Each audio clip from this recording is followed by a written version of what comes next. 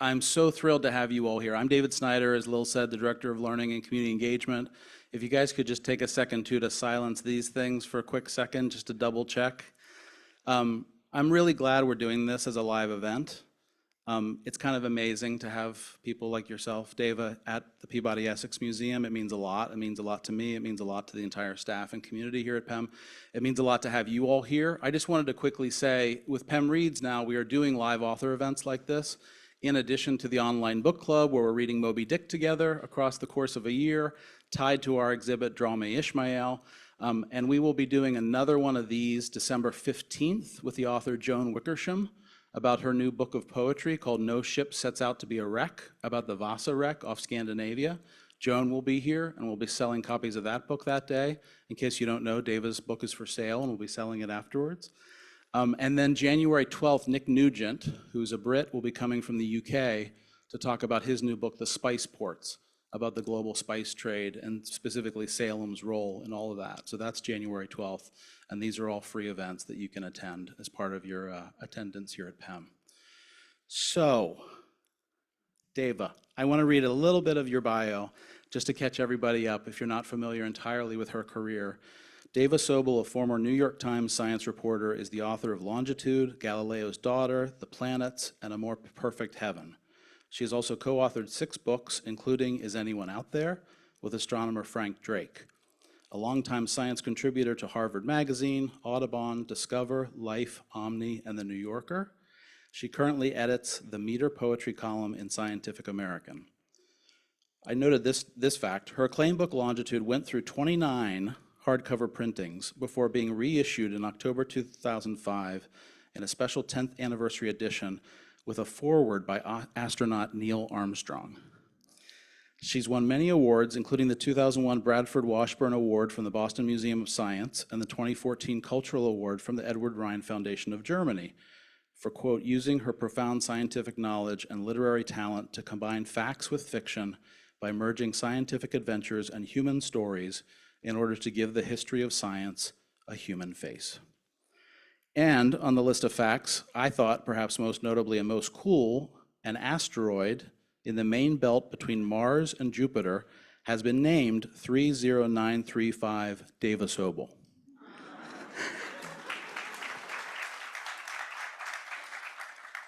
So, and in her own words on her website, she writes, I have spent my entire professional life writing, including 2 years as a staff reporter in the science news department of the New York Times. New York City born and raised, I grew up within walking distance of the Bronx Zoo and the Botanical Gardens, and attended the Bronx High School of Science, class of 1964. I was a lost soul in college, several changes of majors at 3 different schools. Fortunately for me, no one around me thought it was odd or ill-fated for a girl to be interested in science. Dava, welcome to the Peabody Essex Museum. Thank you. So can you talk a little bit, I thought we'd start by talking about how did you start writing in science? How did those forms join for you? How did you get started? Yeah. I always liked to write, and I was always interested in science. And nobody in high school or college ever suggested science writing. I think probably because they were as ignorant of it as I was as a career path. So I fell into it backwards. I got a job with a newspaper the year of the first Earth Day, and I was on the women's pages. We actually still have the women's pages. We just call them home and style. But because I was on the women's pages, I had freedom to choose my own topics. And I was writing about conservation and pollution. Genetic counseling was a new thing then. And I still didn't know it was called science writing, but I was finally in the right place. And very shortly after that, I got a job at Cornell University as science writer in their news bureau. And then I was really happy. Wow. I have to say your book is so wonderful. I've read it twice already. I love it. Thank you. It's a wonderful fusion of amazing information about how things happened and the humanity of it. I will say, for me, you've made Marie Curie human. You've made her romantic, you've made her sexy and beautiful. She was all of those things. So can you talk a little bit about like why Marie Curie now? Why at this point? Why was this the book that you wanted to do? I had a self-discovery while writing the previous book, The Glass Universe, and that was that I kept being surprised by what all the women in the story had done, which was very embarrassing and troubling. Why had I come to them with such low expectations? And I finally had to admit that as a child of the 1950s, I had internalized a lot of negative attitudes about women, and I wasn't even aware of it. And the only thing worse than coming to that confession about myself was seeing it in other women I knew, including career scientists, female career scientists. So I started to think, if this kind of misogyny, don't have another word for it, is that prevalent among people like me, how widespread is it? And after the recent election, I have a better idea. Yeah. That feeds into something I was going to, yeah, go ahead. I'm sorry, but to answer your question, so that put me in a place of really wanting to tell other stories about women. And my editor, publisher, George Gibson, is here. He immediately suggested Madame Curie. And I said, no, because I don't know anything new about her. There are a couple of biographies. But then I found out about the 45 women who passed through her laboratory. And I thought, that's something nobody knows about her. So that was the real inspiration for this book. Yeah, I think that's one of the gifts of this book, because I didn't know that, and I didn't know how quickly active she could be. Like, I'm remembering the moment where the first real prize she earns, and I don't know if people know this, probably not, but the first real money she earns, or the prize she earns, she immediately puts part of it into a scholarship for women who are coming up next. Which was just one of the things that struck me, is the ability or the mission for her of thinking that way, of going, you're achieving, you're working hard in your science, and you're also thinking about who are the next women coming up. Yeah, and I don't even think it was feminism. I think she just wanted to give back where she had had an advantage. She wanted to give someone else a chance too. Yeah. Because there were a lot of men who came to study with her too, work and study with her. Right. It wasn't only women. Right. Something I was going to ask, which ties right into what you were just saying. So one of the journeys of the book is watching all these women be affected by Marie and stepping through doors. And you get some examples in this book where you get like a Hester Brooks narrative or an Ellen Gleditch, where they sometimes activate and take advantage of the opportunities, and sometimes they don't. Mm-hmm. And can you talk about those two people, like Ellen and Hester, in comparison, like what they... Harriet Brooks. Yeah. Why they reacted the way they did, maybe? Yeah, so Harriet Brooks was the first woman who came to work in Madame Curie's lab after it became her lab, because her husband died. And against all traditions and odds, she was allowed to take over the laboratory where they had worked together, and she took over Pierre's course in physics. So she was the first woman ever to teach at the Sorbonne, the University of Paris. So the first woman who came to her really had experience in radioactivity and worked with her for about a year, but then she got married. She was a person with very low self-confidence, and women in science really need a lot of self-confidence.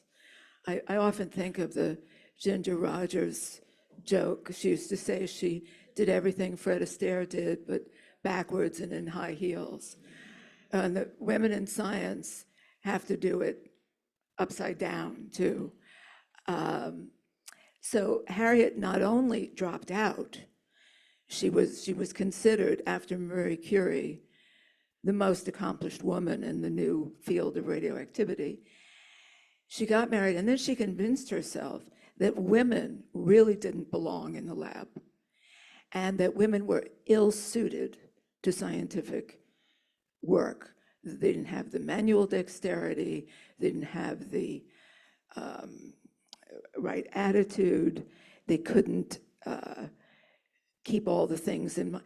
All the things that she had done, she was now telling the alumni of her alma mater, McGill University, that women just couldn't do. Whereas Ellen Gleditsch, who came from Norway and was trained as a pharmacist, stayed at Madame Curie's lab for 5 years. She wound up earning an advanced degree while she was there. And then she went back to Norway and was the only person in the country teaching about radioactivity, and eventually was made a full professor. I was struck by, there's a passage in there where you're talking about Ellen, and she talks about already just being so self-aware of saying, well, some of the people who are resisting are aging out, some of them are dying, this is sort of progress.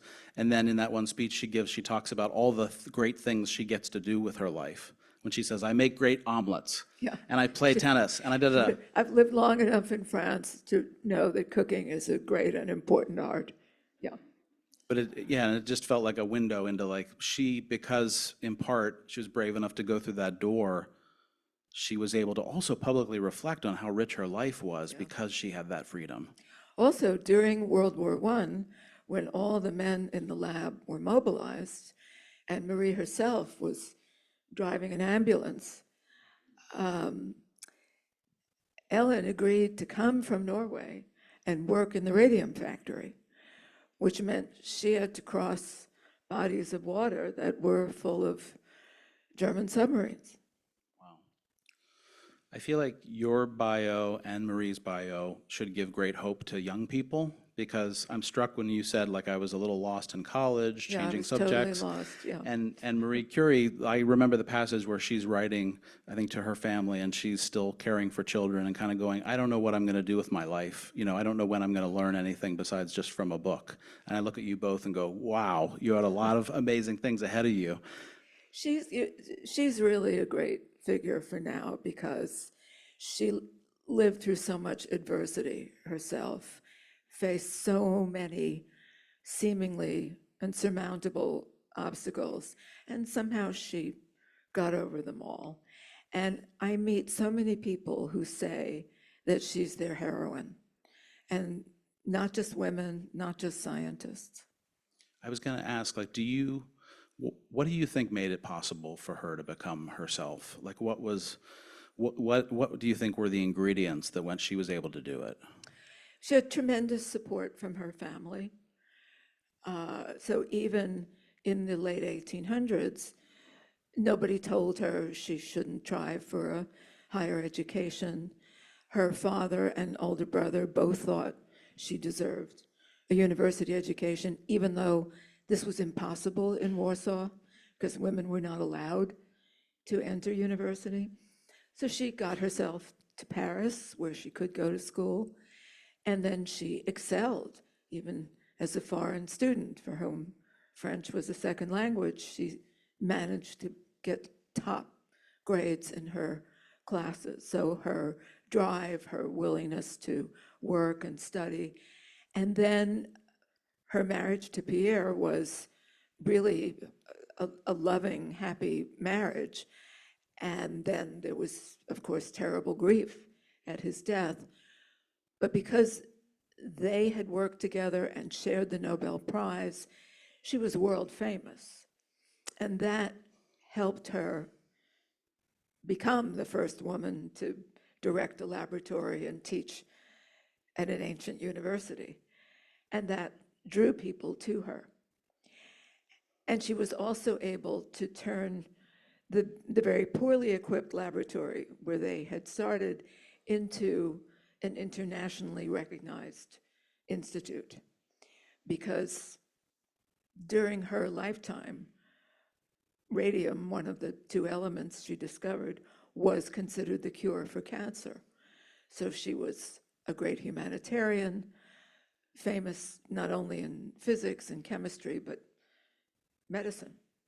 It moved me so much, the fact that Pierre's death, sudden death, opened an opportunity because they were partners. Can you talk a little bit about that? Yeah, they had a fantastic partnership. She took on the work that led to the discovery of the two elements for her doctoral dissertation. And then it got so interesting that Pierre dropped what he was doing and joined her. So they were lab partners, they shared notebooks, they did everything together. Um, I'm sorry, I'm lost my, what was your question? Just, the fact that she was able to step into a role because he died Right, and vacated yes. it, a moment of fate. Right. And a lot of people congratulated her on her promotion, as though this was something she had earned strictly on merit, instead of assuming because of the worst tragedy of her life.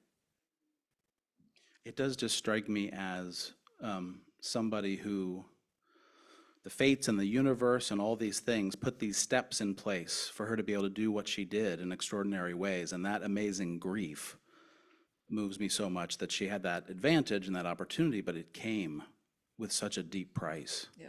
that she continued. And then, I'm not making this up. She kept a journal for the year after Pierre's death in which she talked about her grief.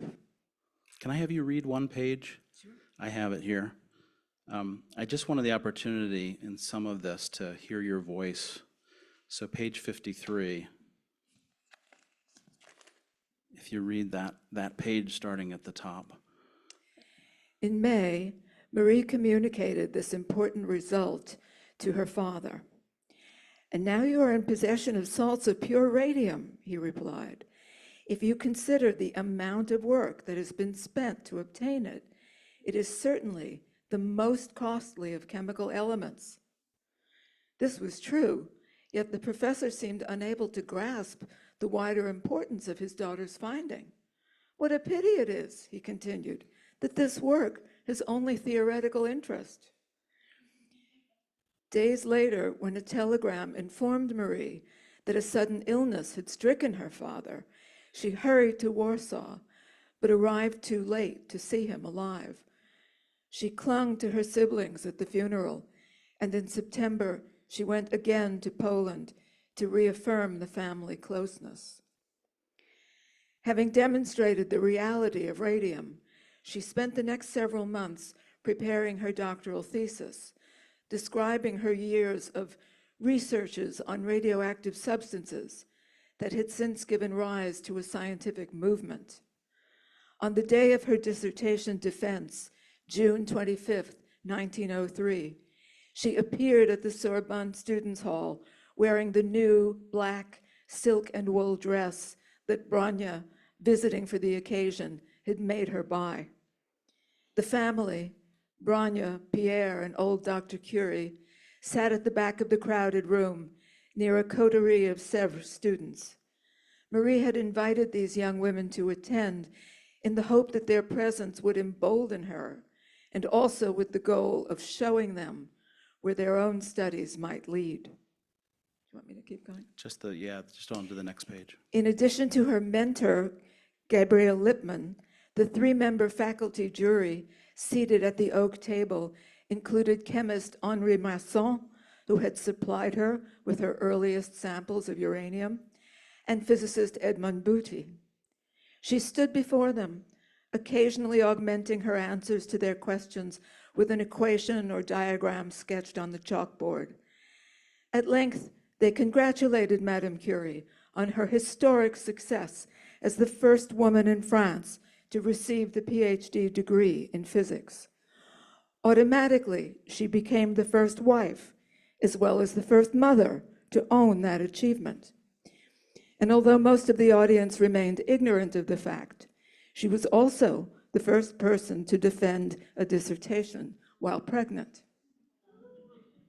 So I wanted to do that page because for me, it encapsulates so many themes in the book and so much of her life where she's there achieving this amazing achievement, defending her doctorate, the shadow of her father's death is right there on her shoulder. And yet she's making sure that as many women as possible are in the room to watch her defend, right? And she is the first mother, the first wife, and she's pregnant while doing this, which is so extraordinary. Yeah. So after Pierre, Paul Langevin. Can you talk a little bit about who Paul Langevin is and what happened with him? So Paul Langevin was also a physicist, was a colleague of theirs, and about 5 years after Pierre's death, Paul started confiding in Marie about how unhappy he was in his marriage. And she really thought that he would leave the marriage and that she would again have a relationship where she could be married to her lab partner, her intellectual equal. But she was deceived.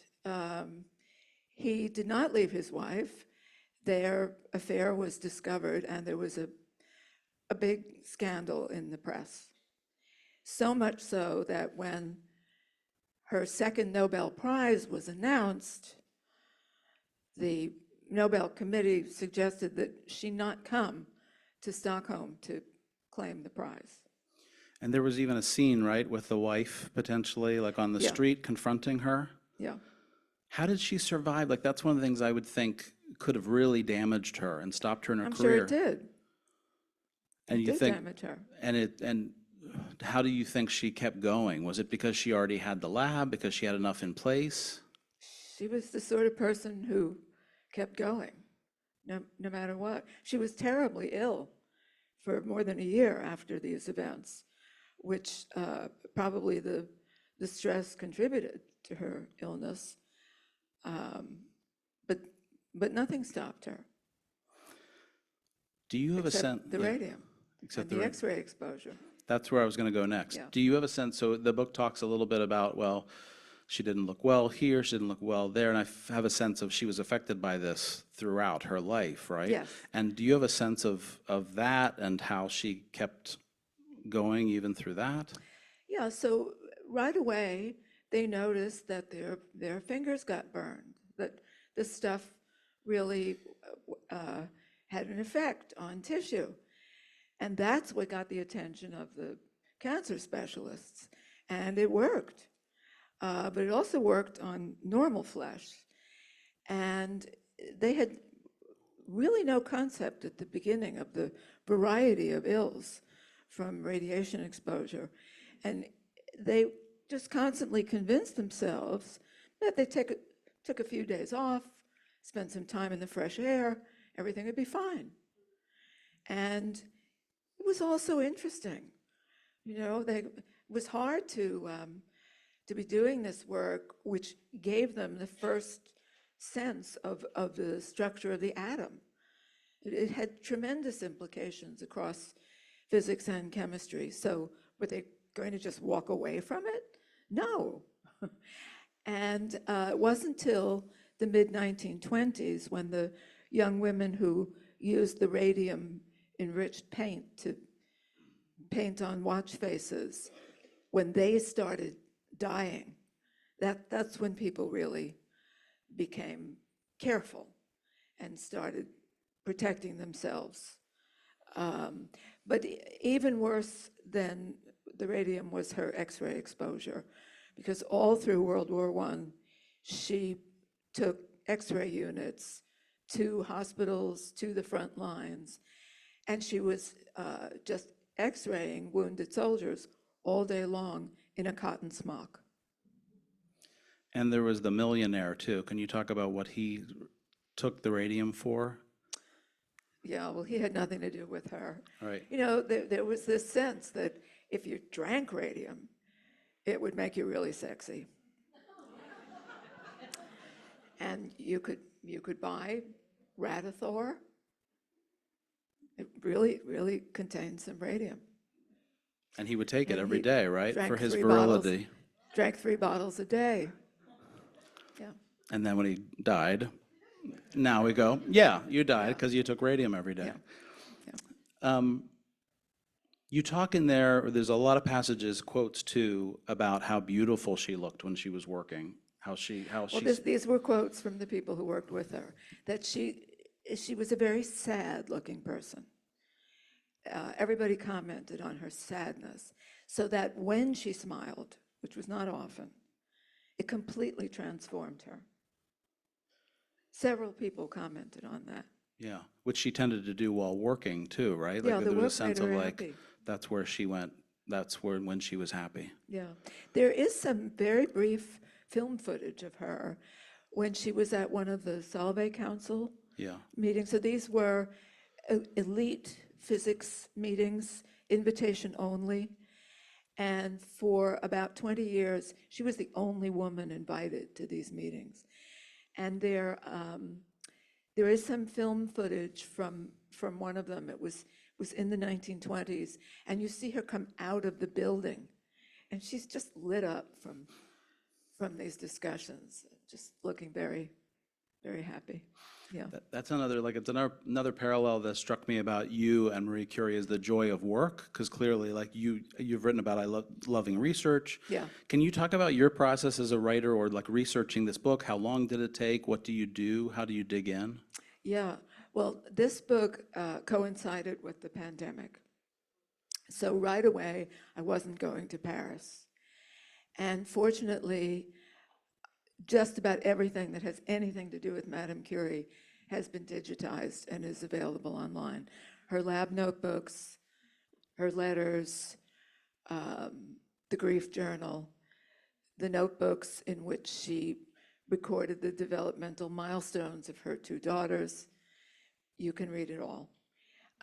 And the hundreds of years of weekly reports from the French Academy of Sciences. So I sat alone in a room. That's mostly what I do. And I read a lot. And I originally thought that the book would just be about the women, Yeah. the women you'd never heard of, and that she would really be in the background, and snippets of her life would play in here and there. And I wrote about 5 chapters that way and sent them to the editor, who said, it's really not working like this. You really need to tell her story and bring them in. And the reason I hadn't done that was that I had just read every biography of Madame Curie and managed to convince myself that everybody else had read them all too. So there was no need to, yeah, I got over that. Yeah, yeah.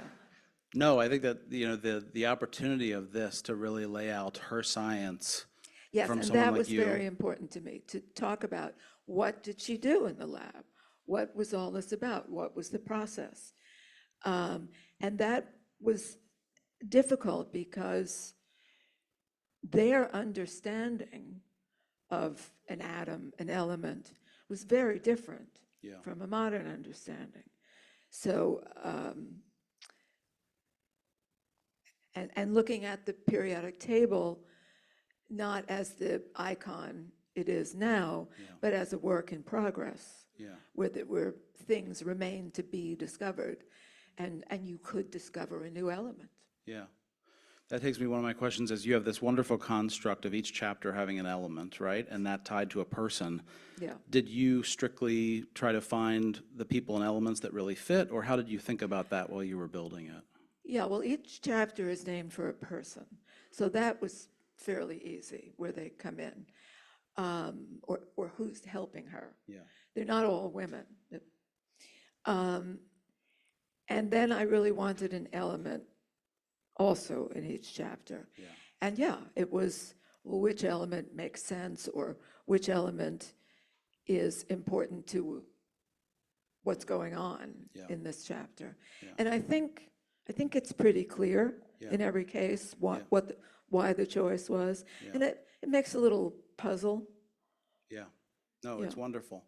It is, as a reader, I have to say, it's a wonderful toggle as a read between the deep science and the detailed science, which you don't shy away from, which sometimes books do and say the reader's not going to understand this, the deep science and the personal experience of it, which I think that construct also just begins, every chapter where it's like that's linked.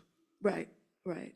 And then, the more I learn about women in science, the more books I read, horror stories really, about what happens to women in science, the more I reflect on how female this story is. I mean, she did all of these things while she was pregnant, nursing, having a miscarriage, and yet she did all these things. And her daughters are really important, right, to the story, like Yeah. maybe the two most important women. Can you talk about what they did? Yeah, so her girls were, like most sisters, very different from one another. One of them was her parents' clone, really just couldn't wait to get into the lab, and had a very similar life, married her lab partner, and shared a Nobel Prize with him. And the other one was a musician. And the three of them wrote to each other constantly. Those are some of my favorite parts, the quotes from the letters that they shared, because they all really loved each other. And I fell off my train again, I'm sorry. No, it's one of the things that strikes me is that meld of science and art, even in their family. In the family, right. And the musician daughter, who really never went near the lab, lived to be 102. So it was a good family business not to go into.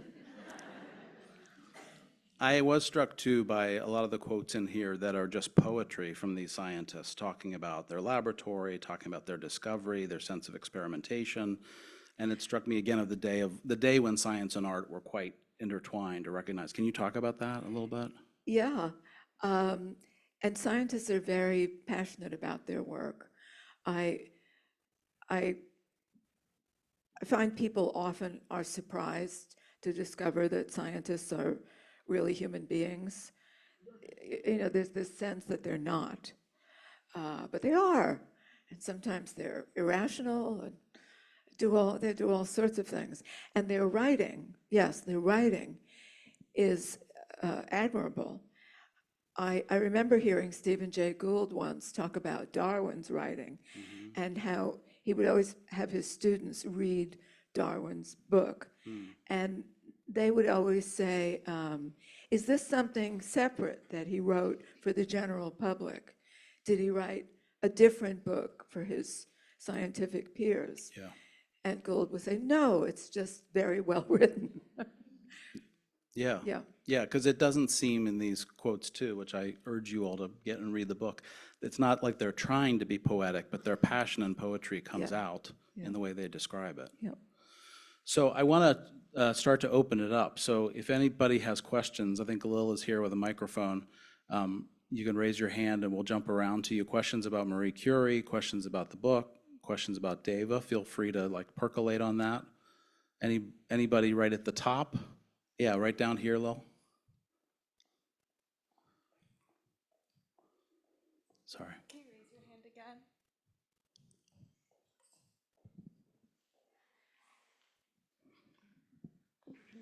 Good afternoon. Thanks for the opportunity to put up my question. How do you feel yourself related to the life of Marie Curie?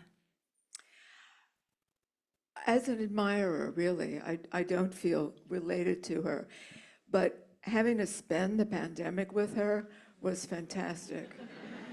A lot of people were terribly disadvantaged and unhappy during that time.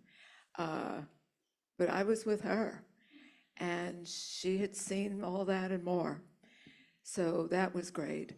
And now I feel her attitude is such a good attitude. she really didn't spend any time moaning and crying about things. It just, there was an immediate, well, what can I do about this? How can I help make things better? And then she would just do it. And that's really a great spirit to be thinking about, because I think we're in for some dark times. Right there, and then we had another hand right here. Do you want to go right there, and then we'll go over here? Following up on that, what vibration did you get from her? I'm a poet and a scientist, so I was just wondering, I'm thinking like in terms of the Big Bang Theory and the vibrations we have around us. If Marie were to walk in today, what vibration would we feel from her? What did you feel as you read through her writings? What kind of vibration did you feel? She was quite interested in poetry.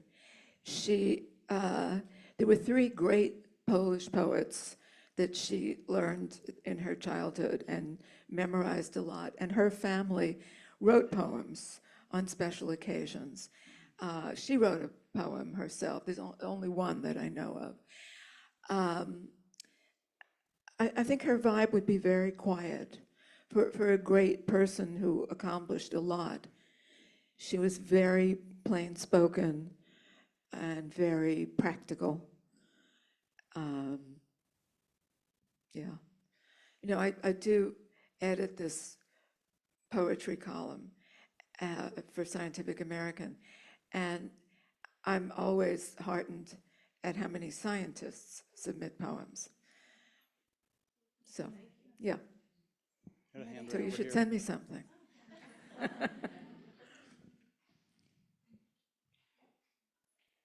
That's amazing and wonderful that it's still true, that there's such a connection and integration, of course, science and poetry.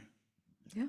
Hi there. I wanted to come to your question or your comment about the influence of your editor on this work. Someone as accomplished as you, the rest of us would think this stuff just comes out as Oh, it gold, just sort of, comes- just, right, yeah, right, and you just out your fingertips, and then you take a nap, right? And Yeah. the idea that it's really hard labor, and it takes more than one person, the talent, but then it takes other people to really craft something as beautiful as the work that you put out. And I wonder if you could talk a little bit about that. Everybody needs editing. That's a given. And I'm very fortunate to have a wonderful editor. We have worked together for, gosh, it's almost 30 years. And I can really trust this person to push me to write the book I meant to write, not to do something that he has in mind. And and to also be very engaged. I have worked for other editors who did nothing, and I was surprised by that. It's not good. Most of the time when I'm writing, we might talk, but we don't really, the editing work doesn't really happen till a draft is finished. And writing is very difficult work, I think. I'm assuming you know that from personal experience. When you said 5 chapters, I went back to my dissertation and they're screaming in my head. You have to go back and rewrite 5 chapters. Oh, yeah. We worked together on Galileo's Daughter, which, when I first wrote it, it contained all 125 of her letters, and then there was just material around them. And he had the difficult task of telling me, I'm sorry, it just doesn't work. There's too much laundry, too much cooking. And I fought it for a while. I said, I think it's because you're a guy and you just don't get it about her. So he said, well, let's have a woman editor read it. And the woman editor said, he's right. So I had to rewrite the whole book. Yeah. So the first thing I had to do was get rid of about 100 of those letters. Yeah. Wow. It's really wonderful too to just know as we're reading this, like how much care Yeah. has gone into this by you and George. Yeah, how much, and then this is it's a biography in a way, but in a way it's not a biography because it's not every detail about her life. It's as much of her life as relates to this situation. Well, it also feels to me like, as you're talking about science today too, and women in science, it also feels like it's a bit of a path and coach to Yeah. kind of go, if this could happen with her and she could do this, these are some of the things to think about. Right, and one of the things she had was total family support in terms of childcare.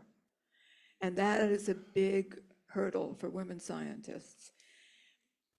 40% drop out when they have a child. That's such an important point and such an important need. There's a hand over here. Yes, hi. I want to welcome you back to Salem. Last Thank you. time we saw you was here when you launched Longitude. And I wanted to know if you could compare the work or preparation for Longitude versus this. I mean, obviously there's a number of years in between, but I was just curious about your approach to those. Well, Longitude was a lot easier because I had gone to this wonderful symposium at Harvard and first wrote about it as a magazine article. And then George read the magazine article. That's how we met, and called and said, do you have enough material to turn this into a book? So because I'd been to the symposium, I knew all the people who were in the field, what they had written. The research was completely laid out for me. So I think that took a year, not even. Yep. And he also said at the outset, it's not a long book. It's he said, it's the biography of a scientific instrument. So he had a really clear picture, which is another thing most editors don't have at the beginning, is a real sense of what this book is trying to be. For every other book project, figuring out what I had to learn and where I could learn it was the hardest part. So Longitude was a snap compared to this. And everything was in English. Yeah. Another hand right there. Hi, I've enjoyed this so much. So lucky to have you here. Thank you. You mentioned at the beginning that you didn't get to Paris because it was COVID. And I was struck by Marie's relationship with her home country, Poland. And I was hoping you could comment a little bit about how important that culture and that geography of Poland was to her. And boy, to give that up for how many years? 50 years to be in Paris for her work. Yeah, she said it was a great grief to her to remain forever in Paris. I think her love of Warsaw was heightened. Her family was very aware of Polish culture. We were very proud of their culture.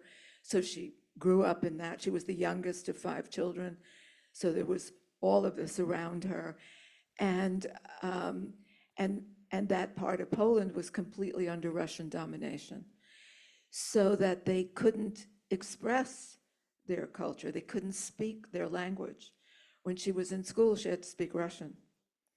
So I think that made her love of her homeland all the stronger. And so the first element she discovered, she named polonium. Fortunately, I had been to Warsaw and to Paris for other projects, so I had a sense of place. It would have been great to go back, but as I said, I fared a lot better during the pandemic than a lot of people. And then there was so many clues in the letters and the journals about what was happening in Paris. And the young women who came to her from around the world would write home about the place. And I had those letters. So I had a very clear picture of what the lab looked like, what the streets were like, part gaslight, part electric light, all of that change. Yeah. Other questions? Yeah, sir, right here. Right there, Lil. Do you guys mind passing this down? It's like hot potato. Hot potato. Bryce Thank is right. you. So while Madame Curie was working in her labs on radium, there were young girls in the United States painting dials and had teeth falling out and had limb problems and would go to dentists and physicians, and no one knew what was going on. But didn't she know what was going on? When she heard about it, she did. And especially when she heard how they were told to, first of all, she never thought putting radium in paint was a good idea. That had nothing to do with her use of radium. So the way they were told to dip the brush and then bring it to a point between their lips. So they're actually ingesting the radium. And that's why they had the destruction of their jaws and everything that followed. And when she did learn about it, she was questioned what she thought should happen, and she felt they deserved justice, compensation, medical care, all those things. But as you know, if you followed that story, they had to really fight for it, and some of them didn't live long enough to get any help. But it was that is a horror story. Strangely enough, my son at his high school just did the play Radium Girls, which is about that story.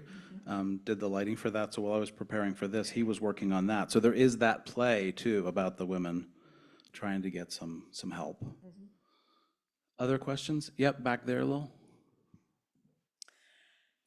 There's also a play about Madame Curie, and there's a musical, which I have not seen. Oh, do you know when that was done? When did they do a Just musical about recently, Marie it was- Curie? It was in London this summer. Oh, wow.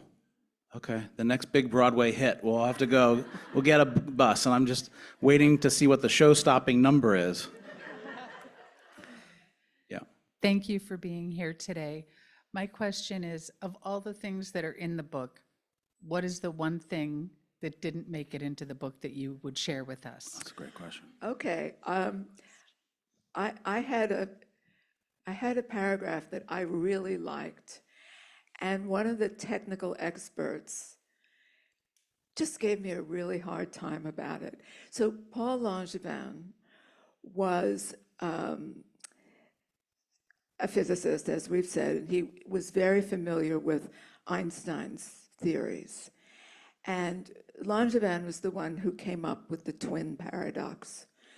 So if you had a pair of twins and one of them went into outer space and approached the speed of light and would age more slowly, and when he came back, he would see his twin brother, a bent old man, and it'd be hard for them to even recognize each other. So I had a little paragraph about the twin paradox. And then I had Marie imagining, what if Paul were a pair of twins?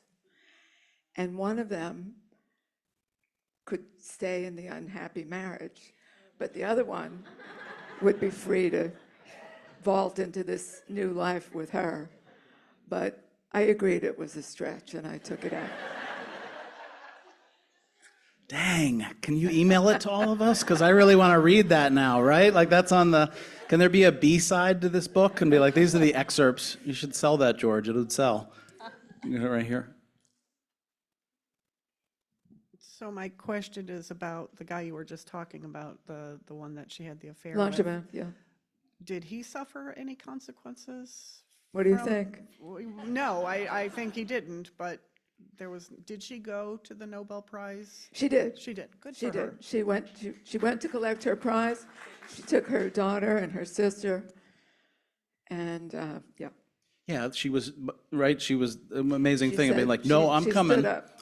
Yeah, I'm sorry, no, At the very showing up. beginning, when the scandal came out, she offered not to go. And they said, no, no, we don't believe the lies in the French press. Just come. But then it got ugly. And then they told her she shouldn't come. And at that point, she said, I cannot see what libel about my private life has to do with the merit of my scientific work. And yeah. It reminds me of the twist around Harriet Brooks experienced in her first engagement, or trying to get engaged the first time. Yeah. Right? Can you talk about that? Yeah, so the woman who came first to the lab had taught at Columbia University in New York, at Barnard, the women's college. And she was going to get married, and they wanted her to resign. And she didn't see why she should have to resign just because she was getting married. And here she is at a women's college. What kind of example would that be to set? But they felt that if she were married and was teaching, then she might pay more attention to her home life and shortchange her students, which would be unacceptable.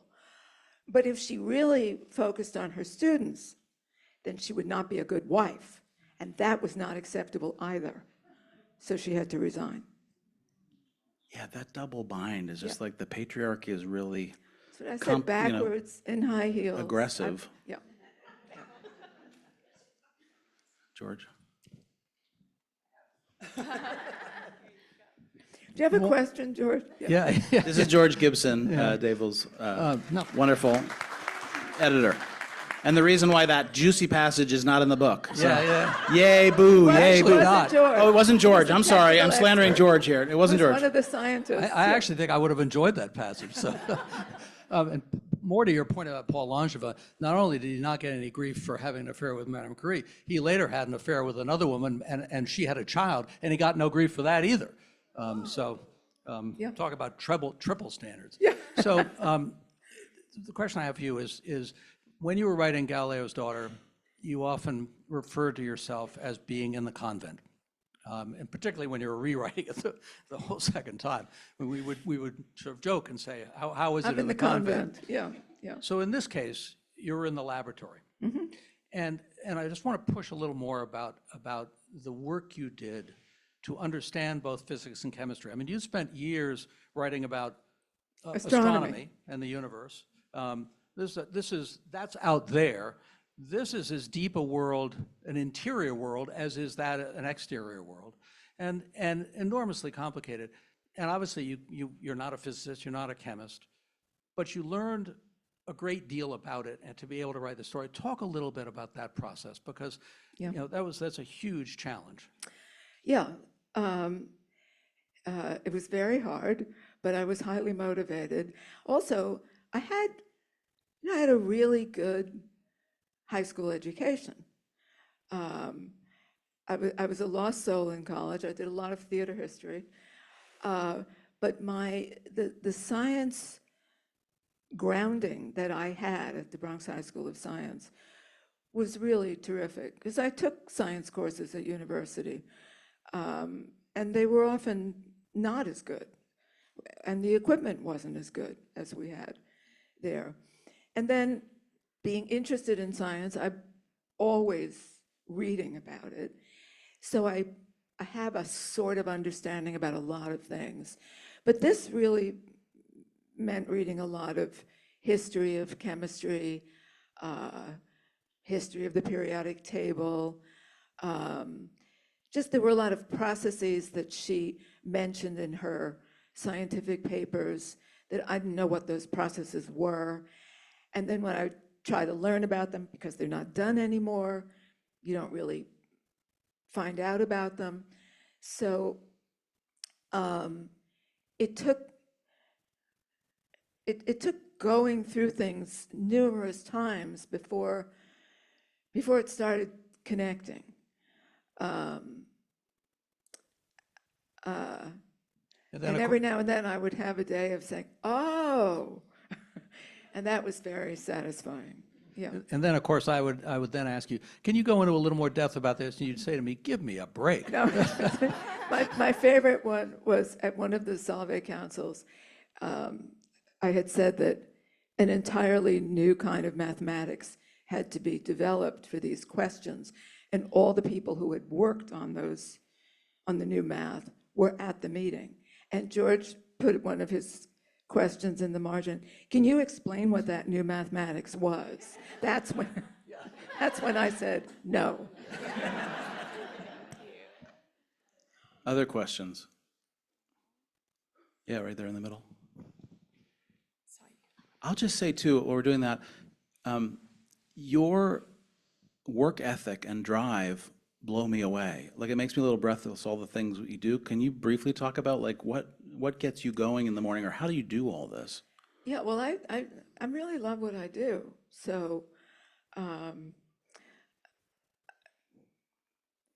that's really it. There are many days it doesn't go well. I'm not going to pretend it's all happy, but I'm definitely driven. I always think when I was writing Longitude, and my family thought it was just a crazy idea, who was going to read a book about longitude? So I was just the butt of jokes, and I tried to explain that I really didn't care if nobody read it. I said, I'm writing this story that I really love, and I'm working with an editor who is just as interested in it as I am. And I jump out of bed every morning to go to work. Not many people can say that. And then he understood. Wow. Yeah, Oh, your it's here. question? Hi. Oh, sorry. Thank you for being here and for speaking with us today. I think I have more of a comment than a question, if that's okay. I think as a scientist, one of the challenges that I face, and I think regardless of the discipline in science, is that I think the greater public often finds science really inaccessible. Yes. And so especially in today's, as information has become more and more available, I don't think that barrier has become easier. I think it's become more difficult. I think there's a lot of questioning as to what's true and what isn't true. So I just wanted to say that I'm very thankful for people such as yourselves that do try to, learn, but also share some of your learnings about science and the stories of science, and to make them more accessible and perhaps even more relatable. Thank you very much. That really means a lot to me. And I feel with some of these books, if you can tell a story and get people interested, then if they want to learn more, they can. But it's really remarkable how people can say, "Oh, I'm not interested in science," and they don't feel that that's something to be embarrassed about. It's like, if you're not interested in science, that's all right, because yeah. We have another Whereas, one right there. yeah.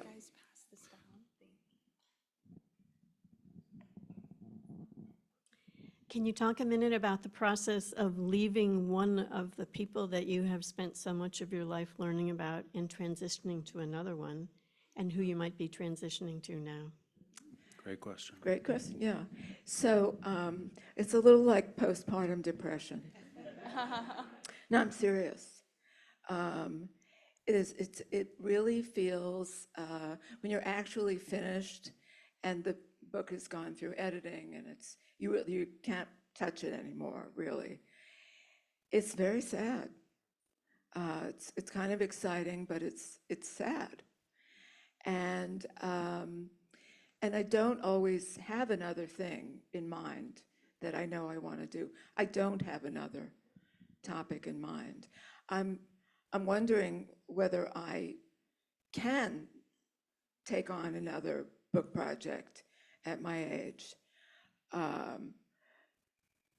with my memory capacity. But I have, I'm 77, and I've just been saying now that I like being this age, because 77 is the atomic number of iridium. And as you may know, if you have a prosthetic joint, as I do, that iridium, of all the metals, is the least susceptible to corrosion. It's good. Other questions? Without another hand? Yep, over here. I'll start up here and I'll come around to you. Okay. Sorry, I'm going to ask two questions. I don't know if you've ever read the book, The Exceptions, Nancy I Hopkins. just read it. Yeah, Yeah, it's great. And it's depressing. it is. I work with Ruth Lehman. So The Exceptions by Kate Zernike is an excellent book about the women at MIT and the years they spent trying to convince the administration that there was systematic discrimination. The women had fewer facilities, smaller labs, fewer positions, and they ultimately got everyone to agree that they were right. You said you had two questions? I already asked one. Oh, I see. I read, yeah, I've been reading a lot of books about women in science, and that, I think that's definitely one of the better ones. Yeah, I thought that was a really great one, and I loved it. For anyone that hasn't read it, The Exceptions, yeah. And that's her point, that a lot of these women were super exceptional. They were members of the National Academy of Sciences. They had done so much distinguished work that it was laughable that they should be passed over for committee positions or professorships or whatever it was that they weren't getting, but they weren't getting. They were being ignored in many situations. I think we had another hand here. Yeah, Lil, down here. right here. I was led to that book because the author reviewed my book in the New York Times. And I thought, wow, she has such a gloomy outlook. I'm going to read her book and see why she's so gloomy. And now I know. But again, it's a really good book. Hi, my field was radiology.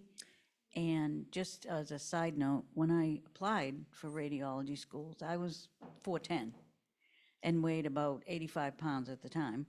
I was told too small. They asked me if I had a boyfriend. I said yes. Oh no, we don't want you because you'll get married and you'll have kids and you'll leave and it's a waste of money and you're not strong enough. Well, I was 50 years in the field, so Good for you. I proved them all wrong. But I was curious, do you know if she ever had a relationship with Rinkin? Because I've read several books and I never found that she even met him or had a relationship with him. And one more side note, I read she wore her Navy wedding dress as her lab outfit. Did you find any evidence to that? Yeah, that she bought a dress for her wedding that was practical, that she'd be able to wear again. Dark color, it wouldn't show dirt. I don't think she ever met Rankin. But the discovery of uranic rays, radioactivity, followed on the discovery of X-rays by just a few months. So she was certainly well aware of him. But I don't know that they ever met. Just to make a plug in front of all of you scientists and science lovers today. So we're also doing a series of artist residencies right now called PEM Presents. And so March 2nd in this space on a Sunday afternoon, it's another free event, we're going to have Misha Chowdhury here, and he's a Pulitzer Prize finalist playwright who's making a new play called Rayology, and it's all about his mother, who's an acclaimed physicist, and trying to figure out what she does and what her work is. And she's actually in the play with Misha, so they'll both be on stage here March 2nd, and then it'll premiere in New York City later that month. So they're doing a workshop here of some technical parts of it, but I invite you all to check that out too, because the mission of that play in part is Misha going, "Mom, I don't quite understand what you do. Can we figure it out?" Any other questions? We have time for one or two more. Yeah, Dan. Thanks for being here. I'd like to hear a little bit more about your work doing research on many of these women who came through the Curie laboratory, because as a director of a research library, one of the things that we struggle with is the lack of women and female voices in the archival record. So I'm just kind of curious to hear about some of the challenges and successes and resources that you came across in the process of writing this. Well, the best resource was the Curie lab itself, because they, right after the First World War, really started keeping records on everybody who worked there. So there was at least some biographical information, but not a lot. For Harriet Brooks, there's a biography of her that's been written. That was very helpful. For Ellen Gleditch, there are lots of papers about her, and then her own, for some of them I just read their scientific papers. Yeah, the book has been criticized for saying very little about some of the women, but if I knew more, I would have said more. And I don't know how much more will come out. Sometimes, because you've written a book, people show up with, oh, I had this information from some relative. And that happened with the portrait of Galileo's daughter, which I was looking for the whole time I was working on that book. And we had a black and white photograph of the portrait, and the cover art was done using the black. As soon as the book came out, the Wellcome Library in England, we have the portrait. So I got to see the real thing. But yeah, I wish I knew more. So to wrap up, I'm going to have you read one more paragraph, if you would. Just the last paragraph on that page. And just a reminder, as we conclude, there's a light reception afterwards you're welcome to join us for, and Dava will be out there signing books. So if you don't have a copy yet, you can grab it. You can purchase it in the alcove and have her sign it today, or have her sign a copy that you already have. So go ahead. Yeah. Another coda to Marie Curie's story concerns the role she continues to play as iconic female scientist. By some lights, she sets a dauntingly high standard, as though success for a woman in science requires at least 2 major discoveries deserving of 2 Nobel Prizes.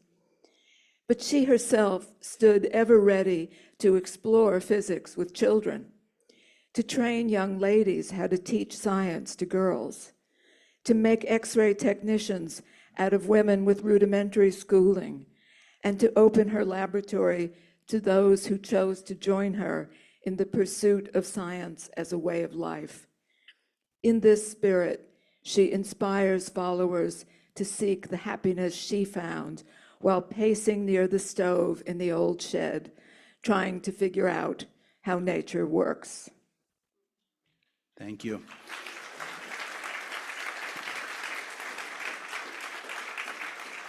So I want to thank you all for being here. I want to thank George Gibson. Thank you very much for bringing this opportunity to us.